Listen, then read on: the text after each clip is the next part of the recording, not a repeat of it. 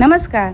आज मी तुमच्यासोबत शेअर करणार आहे अतिशय चविष्ट, सुगंधी आणि घरगुती पद्धतीने बनवलेली तोतापुरी आंब्याचा छुंदा ही recipe.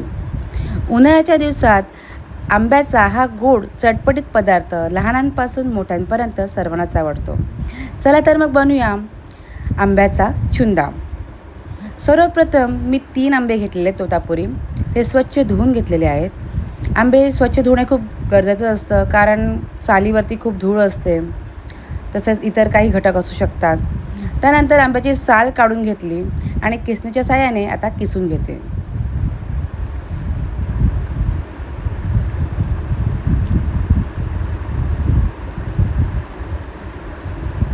आंब्यामध्ये vitamin A, vitamin C भरपूर प्रमाणात असतं. हे डोळ्यांच्या आरोग्यासाठी आणि रोगप्रतिकारक शक्तीसाठी अतिशय उपयुक्त असतं.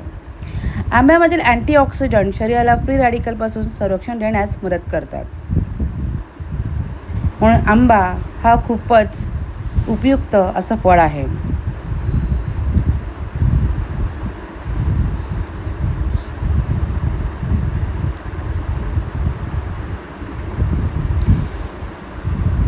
हे जे आंबे आहेत ते मी जरा 1 आठवड्यापूर्वीच आणले होते, त्यामुळे थोडे ते नरम झालेले आहेत, पिकलेले आहेत.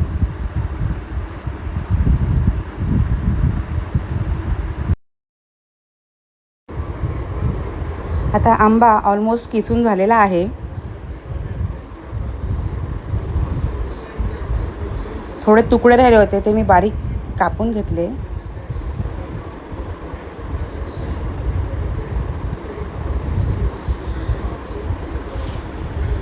आता गॅसवर कढई ठेवते. त्यामध्ये टाकूया सेंद्रिय गूळ, म्हणजे ऑर्गॅनिक गूळ. आता गूळ वितळण्यासाठी थोडंसं पाणी टाकते, थोडंसं एकदम.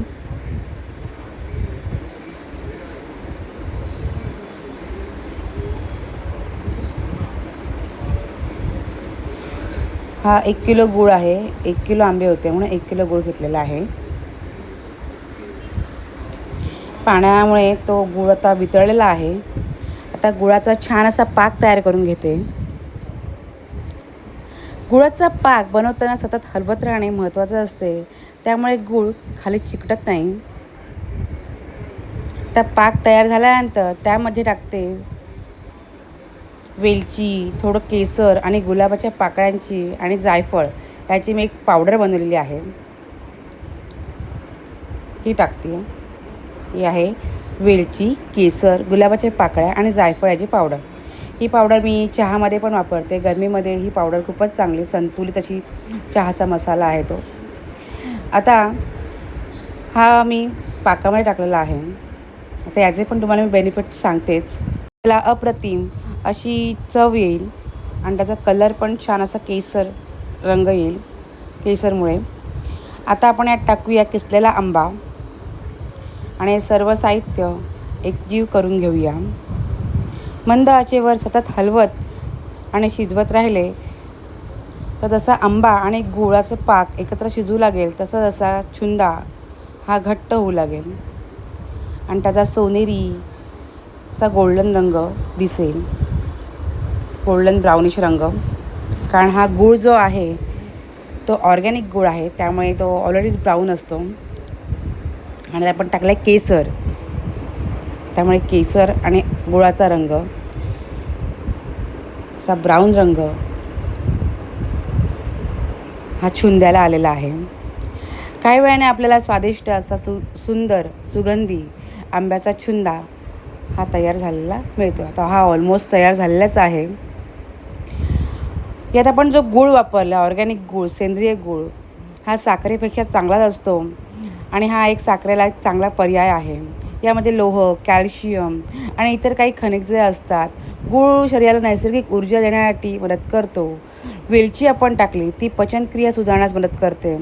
जायफळ जो असतो तो सुगंध वाढवतो आणि पचनास पण चांगला असतो. केशर, त्याचे तर खूपच बेनिफिट आहेत. केशर जरा गरम पण असतं, पण आपल्या हेल्थसाठी खूपच चांगला असतो. आणि गुलाबाच्या पाकळ्यामुळे थंडावा येतो आणि छुंद्याची चव पण वाढेल. हा चुंदा तुम्ही पोळी, पराठा, भाकरी किंवा अगदी असाच पण खाऊ शकतो. मुलांच्या डब्यासाठी देखील हा एक उत्तम पर्याय आहे.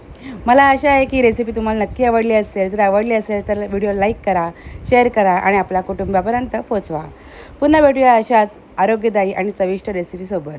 धन्यवाद. आता छुंदा मी छान असा काचेच्या बरणीमध्ये भरून ठेवलेला आहे. आता छुंदा रेडी आहे. थँक्यू.